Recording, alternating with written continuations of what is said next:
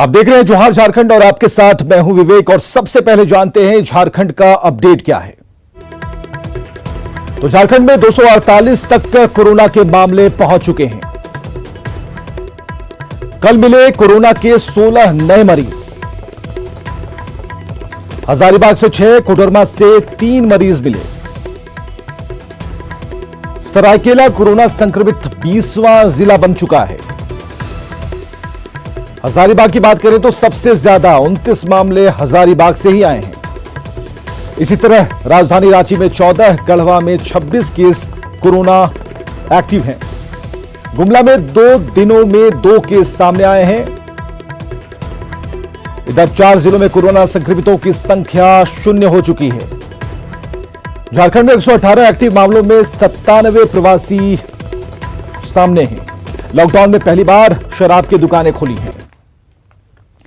इधर लगातार अपडेट हम आपको बताते चल रहे हैं। और इस बीच आज मुख्यमंत्री हेमंत सोरेन के नेतृत्व में मंत्रिपरिषद की बैठक हुई और कुल 15 प्रस्तावों पर मुहर लगी है। इसमें कोरोना संक्रमण से बचाव और राहत के लिए आपदा प्रबंधन को 100 करोड़ की स्वीकृति प्रदान की गई। इसमें कोरोना से लड़ाई तेज करने के लिए टेस्टिंग किट की खरीदी तेज करने का फैसला लिया गया है। इधर केंद्र सरकार के निर्देश के मुताबिक एम्स से सुझाए गए किट और उपकरण की खरीद की जाएगी। कोरोना वायरस के प्रादुर्भाव की रोकथाम हेतु एम्स नई दिल्ली या भारत सरकार के द्वारा टेस्टिंग किट इलाज हेतु किसी भी संस्था से उस निर्धारित दर पे आप खरीदा जा सकता है। तो झारखंड सरकार ने लॉकडाउन के दौरान ई कॉमर्स के लिए दी गई छूट को वापस लेने का निर्णय लिया है। चैंबर ऑफ कॉमर्स की मांग पर सरकार ने यह फैसला लिया है।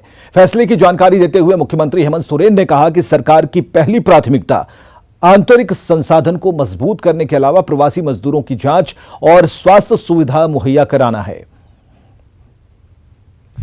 चैंबर ऑफ कॉमर्स की उस आग्रह को ध्यान में रखते हुए ई कॉमर्स के संदर्भ में जो आदेश निर्गत हुए उस आदेश जो अभी तत्काल जो अभी परसों निकाला गया था उसमें बदलाव कर जो इससे पहले ई कॉमर्स को छूट मिली हुई थी वो जारी रहेगी। और हमारे पास जो आंतरिक संसाधन है, व्यवस्थाएं हैं, वो पहले मजबूत करें। ऐसा नहीं है कि हमारी स्थिति इतनी खराब है कि हम भूखे मरे, बशर्ते उन सब चीजों को सुचारू रूप से चलाना चाहिए। और इधर कोरोना को लेकर झारखंड का रिकवरी रेट देश से बेहतर है। राज्य के स्वास्थ्य मंत्री बन्ना गुप्ता ने कहा है कि देश में जहां कोरोना का रिकवरी रेट 38% है, वहीं झारखंड में 51% है। स्वास्थ्य मंत्री ने कहा कि झारखंड की सरकार और स्वास्थ्य कर्मी संवेदनशील हैं और सब मिलकर झारखंड को कोरोना मुक्त बनाएंगे। कोरोना की स्थिति पूरे देश के मानचित्र में झारखंड बहुत तेज गति में रिकवरी रेट में आगे बढ़ रहा है। पूरा देश में जो 38% है रिकवरी रेट, हमारा झारखंड 51% से भी आगे भाग रहा है। तो हमारे स्वास्थ्यकर्मी, हमारा झारखंड की सरकार सभी संवेदनशील हैं और बहुत तेज गति में हमारे लोग ठीक हो रहे हैं और ठीक होकर अपने घरों को लौट रहे हैं। और हम लोग जांच का दायरा बढ़ा रहे हैं ताकि कोई भी कोने में एक भी संक्रमित हमारा मरीज नहीं बचे। उसको ला के हमको क्वारंटाइन करना है, उसको ठीक करना है और स्वस्थ झारखंड, कोरोना मुक्त झारखंड की परिकल्पना को साकार करना है। और रिम्स के कोरोना वॉरियर्स ने प्रमोशन प्रक्रिया को कुछ और महीने के लिए टालने की मांग की है। रिम्स में हुई डॉक्टरों की बैठक के बाद रिम्स निदेशक की मंशा पर सवाल खड़ा करते हुए डॉक्टरों ने कहा कि हम कोरोना की लड़ाई में व्यस्त हैं और ऐसे में कोई हड़बड़ी नहीं होनी चाहिए। डॉक्टरों ने आरोप लगाया है कि रिम्स के निदेशक नियम के विरुद्ध वैसे डॉक्टरों से भी प्रमोशन फॉर्म ले रहे हैं जिन्होंने 6 महीने पहले ही संस्थान ज्वाइन किया है। रिम्स नियमावली के अनुसार ये मई में शुरू होने का प्रक्रिया शुरू होना है और दिसंबर तक चलना है। तो इसे पहले करने का कोई मतलब नहीं है जबकि कोरोना का संकट चल रहा है। अभी डॉक्टर्स हमारे कोरोना से लड़ने में लगे हुए हैं, इलाज में लगेंगे लोग, कुछ लोग क्वारंटीन में जाएंगे, कुछ लोग को यहाँ रह करके इलाज करना होगा। ऐसे समय में फॉर्म भरना, कागज पत्र जमा करना, फिर इंटरव्यू की तैयारी करना, ये सब करने का अभी समय नहीं है। प्रमोशन हमको लेना है। अगर हम कोविड का महामारी को देख के अपने प्रमोशन को कुछ दिन के लिए टालना चाहते हैं, तो इसमें कहाँ गलत है। हमारा कहना है कि हमको प्रमोशन दीजिए, लेकिन रुक जाइए, महीना 2 महीना रुक जाइए। उसका सब जो प्रोसेस है आपका रिम्स नियमावली के हिसाब से, MCI के गाइडलाइन के साथ, उसके बाद उसको कीजिए आराम से। और इधर कोरोना महामारी के बीच लौट रहे प्रवासियों की परेशानी घर पहुंचकर भी कम नहीं हो रही। मजदूर किसी भी तरह अपने राज्य तो लौट जा रहे हैं, लेकिन घर पहुंचने तक उनकी हिम्मत जवाब दे देती है। ऑटो हो या फिर अन्य कोई ट्रांसपोर्ट की सुविधा लेना चाहते हैं तो मोटी रकम की डिमांड होती है। और ऐसे में सरकार के मजदूरों को सुरक्षित घर पहुंचाने के जो तमाम दावे हैं उस पर विपक्ष गुस्सा है।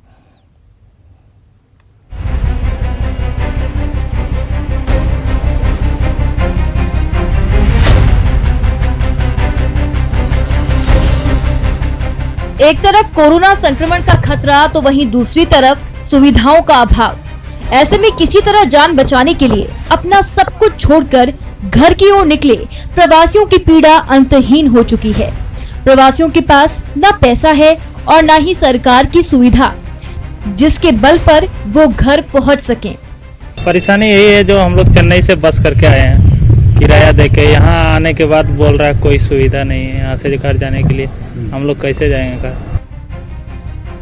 संजीव की तरह हजारों मजदूर इन दिनों इसी तरह परेशानी से गुजर रहे हैं। राजधानी के कांटा टोली बस स्टैंड में ऐसे सैकड़ों मजदूर हैं जो फंसे हैं, पैसे के अभाव में अपने ही राज्य में प्रवासी बनने को मजबूर हैं। इधर प्रवासियों की परेशानी को देखते हुए विपक्ष हमलावर है। राज्य से बाहर हैं उनको झारखंड में लाने की जो मंशा होनी चाहिए थी वो मंशा उनके सामने नहीं है। कुल मिलाकर हम कह सकते हैं कि झारखंड की सरकार चरमराई हुई है, डगमगाई हुई है और शून्यता की ओर बढ़ रही है। लेकिन सरकार बार बार इस बात को ऐलान कर रही है कि जो जहां है वहीं रहे, सारे लोग को हम लाएंगे। इस पर भी वो लोग नहीं समझ पा रहे हैं, इसलिए वो अपना पैसा लगाकर ट्रैक से इधर उधर से आ रहे हैं, पैदल भी आ रहे हैं, साइकिल से आ रहे हैं। अब तक राज्य में 1 लाख से अधिक प्रवासी जैसे तैसे घर पहुंचे हैं, मगर अभी भी करीब 6 लाख लोगों का आना बाकी है। ऐसे में घर तक लोगों को पहुंचाने के भले ही प्रशासनिक दावे किए जा रहे हों, मगर जमीनी हकीकत कुछ और ही है। भुवन किशोर झा, न्यूज़ 18, रांची। अक्षय पात्र फाउंडेशन कोरोना काल में बच्चों के बीच ड्राई राशन बांटने में जुटा है। प्रोजेक्ट भवन में मंत्री रामेश्वर उरांव ने इसकी शुरुआत की है और फाउंडेशन को पूरा सहयोग करने का आश्वासन दिया। इस मौके पर अक्षय फाउंडेशन ने सरकार से मेगा किचन उपलब्ध कराने की मांग की, जिससे स्कूली बच्चों को भोजन दिया जा सके। करीब 500 ड्राई राशन के पैकेट्स बांट रहे हैं।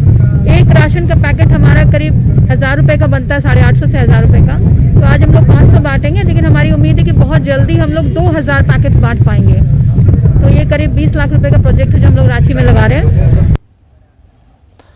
और सरकार के खाली खजाने को भरने के मकसद से आज प्रदेश भर में शराब की दुकानें खुल गई। हालांकि पहले दिन बाजार में बोतल की वो नाच देखने को नहीं मिल रही जिसकी सरकार ने उम्मीद लगा रखी थी, लेकिन बिक्री को लेकर सरकारी भरोसा पक्का है।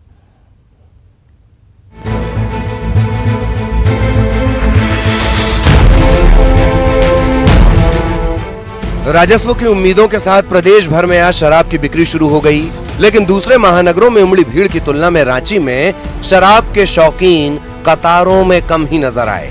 लेकिन जो दिखे वो सोशल डिस्टेंसिंग का उदाहरण पेश करते हुए एक अनुशासित शहरी के रूप में नजर आए। बताया ये गया कि कई लोगों ने ऑनलाइन ऑर्डर कर दिया है जिन्हें होम डिलीवरी की जाएगी। हालांकि शराब की कीमतों में 25% के इजाफे से कदरदान थोड़े नाराज जरूर दिखे, लेकिन उन्होंने खरीदारी से मुंह नहीं मोड़ा। दुकानों पे इसकी बिक्री की जाएगी। कुछ लोग यहाँ पर आए हुए हैं और जो दुकानदार हैं उनसे हम सीधे जानते हैं कि किस तरह की व्यवस्था की गई। यहाँ पे सोशल डिस्टेंस के पालन करते हुए हम लोग सेल कर रहे हैं और अभी तक कठिनाई तो नहीं हुई है। प्रशासन द्वारा कुछ लोग को यहाँ दिया गया है हम लोग को सहयोग के लिए, तो हम लोग परेशानी नहीं, आराम से सेल कर रहे हैं। बहुत अंतर हो गया है, अभी शराब की बिक्री भी कम है। बहुत से आदमी लोग को पता भी नहीं है कि शराब दुकान खुल गई है। वहीं चक्रवातीय तूफान और बारिश के बावजूद जमशेदपुर में उमड़ी भीड़ ने सरकार की उम्मीदों को थोड़ा जरूर पूरा किया। शहर के साकची, कदमा और सोनारी जैसे इलाकों में बिक्री में तेजी दिखी, लेकिन सवाल जब सरकारी गाइडलाइन का आया तो जब आंखों के सामने इंतजार खत्म कर देने वाली बोतल हो तो सोशल डिस्टेंसिंग का पैमाना कहां छलकता है। बोकारो का हाल भी रांची से अलग नहीं था। यहां इक्का दुक्का पहुंचे लोगों ने पहले दिन ही सरकार का दिल तोड़ दिया। आलम यह था कि शराब देने वाले सर्विस स्टाफ की तुलना में ग्राहकों की संख्या आधी भी नहीं थी। ऊपर से पेट्रोलिंग गश्ती की नजर और निगरानी अलग से। सुबह 7 बजे से शाम के 7 बजे तक जो खुदरा रिटेलर हैं उनको बेचने का निर्देश प्राप्त हुआ है। उसी संबंध में जो आवश्यक दिशा निर्देश दिए गए थे कि बांस बल्ली से घेरवाने का और सोशल डिस्टेंसिंग का अनुपालन करवाने का है और किसी भी तरह से लॉ एंड ऑर्डर प्रॉब्लम नहीं हो, इसके लिए बोकारो पुलिस तत्पर है। बताया जा रहा है कि प्रदेश के ग्रामीण इलाकों में शराब की बिक्री शहरों की तुलना में ज्यादा है और वैसे भी शहर के लोग जरूरी सामान की ऑनलाइन खरीद के अब अभ्यस्त हो चले हैं। लिहाजा सरकार ने प्रतिवर्ष 2400 करोड़ रुपए के राजस्व का लक्ष्य शराब से रखा है। जिस कोरोना ने पूरी दुनिया को होश में ला दिया, वहां अगर नशे से करोड़ों का राजस्व मिल रहा हो तो ये सरकारी सौदा बुरा नहीं है। जमशेदपुर से आशीष, बोकारो से ज्ञानेंदु, रांची से भुवन किशोर झा के साथ संजय सिन्हा की रिपोर्ट, न्यूज़ 18। तो झारखंड में शराब खरीद बिक्री को लेकर सरकार ने अनुमति दे दी है और इसके साथ ही शराब तस्करों ने प्रशासन और सरकारी शराब दुकानदारों से मिलीभगत करके शराब की तस्करी शुरू कर दी। इसकी तस्वीर न्यूज़ 18 के कैमरे में कैद हो गई। नियम के मुताबिक आधार कार्ड पर सप्ताह में सिर्फ 2 बोतल शराब देने की अनुमति है। इसके बावजूद बिना आधार कार्ड के लोग भारी मात्रा में शराब खरीद रहे हैं, उसे बेच रहे हैं। इन तस्वीरों को आप देख सकते हैं कि किस तरीके से सरकारी शराब की जो दुकानें हैं वहां से 3-3 कार्टन शराब खरीदी गई है और इस मोटरसाइकिल पर लाद कर ले जाया गया है।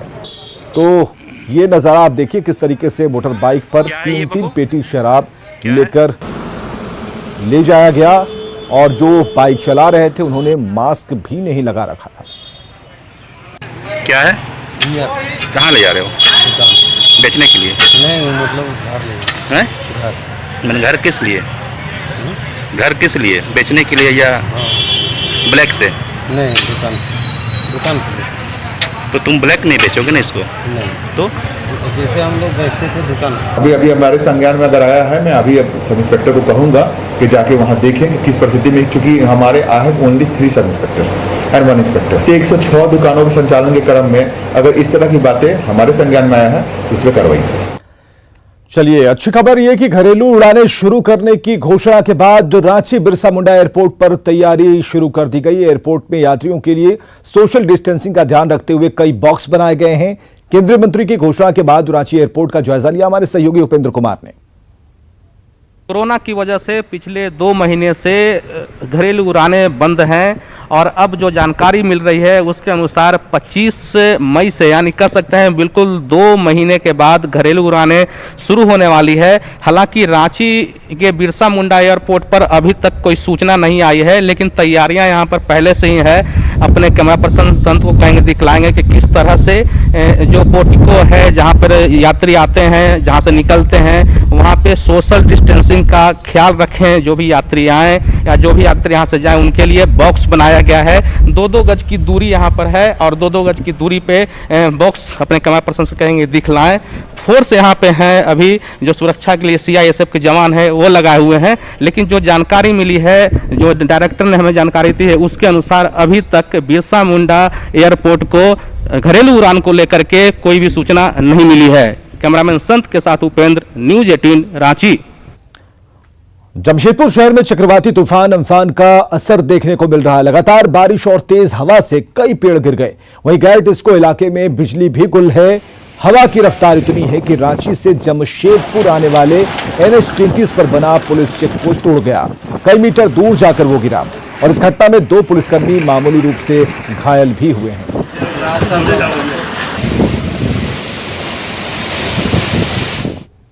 तो चक्रवाती तूफान अम्फान का झारखंड में असर होना शुरू हो गया है, लेकिन उसके पहले ही इसका प्रभाव भी दिखा। रांची में सुबह से ही आसमान में बादल छाए हुए थे, बूंदाबांदी हो रही थी। हालांकि इस तूफान से झारखंड में किसी भी बड़े खतरे की कोई आशंका नहीं है। हमारा झारखंड का जो इम्पैक्ट है झारखंड के ऊपर, जब लैंडफॉल होगा आज इवनिंग में, तो उसका जो जमशेदपुर से डिस्टेंस रहेगा करीब 240 किलोमीटर और रांची से 350 किलोमीटर लैंडफॉल के पॉइंट से डिस्टेंस रहेगा। तो वेदर जो है विशेष करके जो हमारा जो साउथ ईस्ट का जो डिस्ट्रिक्ट है, जैसे ईस्ट सिंहभूम, वेस्ट सिंहभूम, सरायकेला खरसावां, ये जो डिस्ट्रिक्ट है, और उसके साथ जो नॉर्थ ईस्ट का जो डिस्ट्रिक्ट है, जैसे साहिबगंज, पाकुड़, गोड्डा, जामताड़ा, धनबाद, बोकारो, इसी साइड में मॉडरेट रेनफॉल, उसके साथ साथ जो विंड स्पीड है 30 से 40 किलोमीटर प्रति घंटा और गस्टी 50 किलोमीटर भी जा सकता है। मोस्टली जो है सारे झारखंड में क्लाउडी वेदर रहेगा, लाइट टू मॉडरेट रेनफॉल रहेगा। और आज जैसे लैंडफॉल के बाद धीरे धीरे सिस्टम नॉर्थ की तरफ बढ़ेगा, वीक हो जाएगा और कल से धीरे धीरे क्लियर हो जाएगा। इधर चतरा में मनरेगा योजना में सरकार की कार्रवाई से हड़कंप मच गया। यहां घोटालेबाजों ने कागजों पर ही सड़क से लेकर तालाब बनाने का अनोखा खेल खेला। देखते हैं रिपोर्ट। चतरा के नक्सल प्रभावित प्रतापपुर प्रखंड में चल रही मनरेगा योजना में लूट खसोट का मामला सामने आने के बाद दोषियों पर सख्त कार्रवाई करने का निर्देश उपायुक्त को मिला है। मामला प्रतापपुर प्रखंड में बन रही 40 सड़कों समेत दूसरी मनरेगा योजना में वित्तीय अनियमितता का है। जितने भी योजनाओं में ऐसे थे उनको 12% ब्याज सहित राशि की वसूली संबंधित मुखिया, पंचायत सचिव, ग्राम रोजगार सेवक, कनीय अभियंता, प्रखंड कार्यक्रम पदाधिकारी, प्रखंड नाजिर एवं प्रखंड विकास पदाधिकारी से की जाए। 12% सूद सहित। अक्टूबर 2019 में हुई दिशा की बैठक में ये मामला उठा था, जिसके बाद ग्रामीण विकास विभाग ने 40 गायब सड़कों के मामले में 4 सदस्यीय कमेटी बनाकर जांच की जिम्मेदारी सौंपी थी। जांच में चतरा के तत्कालीन डीडीसी को क्रियान्वित योजनाओं में लापरवाह मानते हुए उनसे स्पष्टीकरण मांगने का निर्देश दिया गया। कि पता लगा था कि ये एलिगेशंस लगाए थे कि 40 सड़कें जो कि मनरेगा में बनी थी और वो वहाँ पर शायद ग्राउंड पर कहीं नहीं है। तो जब उसकी इंक्वायरी, उसका संज्ञान विभाग द्वारा लिया गया, ग्रामीण विकास विभाग द्वारा लिया गया और वहीं से अपर मनरेगा आयुक्त स्वयं आए, खुद आए, अपनी टीम के साथ में आए और एक स्टेट लेवल उसमें जांच हुई। दरअसल जांच में सड़कों के अलावा टंडवा पंचायत में कई जगहों पर तालाब घोटाले का भी खुलासा हुआ, जिसमें पुराने तालाब को ही नया बताकर राशि निकाल लेने का सनसनीखेज मामला सामने आया। लेकिन देखना ये है कि मनरेगा योजना अब कितनी ईमानदारी से चल पाती है। न्यूज़ 18 के लिए चतरा से सूर्यकांत की रिपोर्ट। अंग्रेजों के जमाने में लोगों को काला पानी की सजा दी जाती थी, लेकिन आज के दिन भी जमशेदपुर शहर के लोग काला पानी की सजा काटने को मजबूर हैं। देखिए रिपोर्ट। ये सुनने में भले अजीब लग सकता हो, लेकिन औद्योगिक नगरी जमशेदपुर के लोग इन दिनों काला पानी की सजा काट रहे हैं। ऐसा इसलिए क्योंकि शहर के लोग नदी का काला पानी पीने को मजबूर हैं। शहर के आसपास कई कंपनियां हैं। कंपनियों के चारों तरफ स्वर्णरेखा और खरकई नदी है। इन्हें शहर की लाइफलाइन भी कहा जाता है। अब इन दिनों कंपनियों से निकलने वाली गंदगी सीधे नदियों में गिर रही है, जिसके परिणाम स्वरूप नदियों का पानी बिल्कुल काला पड़ गया है। यहाँ का पानी पीने लायक है ही नहीं। ये कितना दिन से ये समस्या हो रहा है? ये समस्या शुरू से ही पानी पीने का नहीं है। बहुत गंदा पानी आ रहा है, पीने लायक पानी नहीं है, खाली नहाने के लिए है। बल्कि वो सब्जी भी नहीं धोते हैं उससे, खाली नहाना धोना, कपड़ा धोना, बस। इसका पानी में कलर थोड़ा प्रॉब्लम आ रही है, महकता है पानी और बोल रहे जिसको का पानी, लेकिन ये जिसको का पानी नहीं सर। इसके लिए थोड़ा आप हेल्प करें कि पानी हम लोग को स्वच्छ मिले पीने के लिए। अभी ऐसे ही कोरोना चल रहा है। इधर स्वर्णरेखा नदी में प्रवाहित हो रहे काले पानी की वजह से मोहरदा जलापूर्ति योजना को बंद करना पड़ा। नदी के पानी में इतनी गंदगी है कि उसे पीने लायक बनाना असंभव है। यही कारण है कि जिसको पेयजल आपूर्ति का ट्रीटमेंट प्लांट भी बंद करना पड़ा। अब लोग गंदे पानी को ही पीने के लिए मजबूर हैं। ऐसे में विधायक सरयू राय विशेष पदाधिकारियों के साथ निरीक्षण करने पहुंचे। वो पानी किसी रूप से बाहर नहीं आना चाहिए, नाले में नहीं आना चाहिए।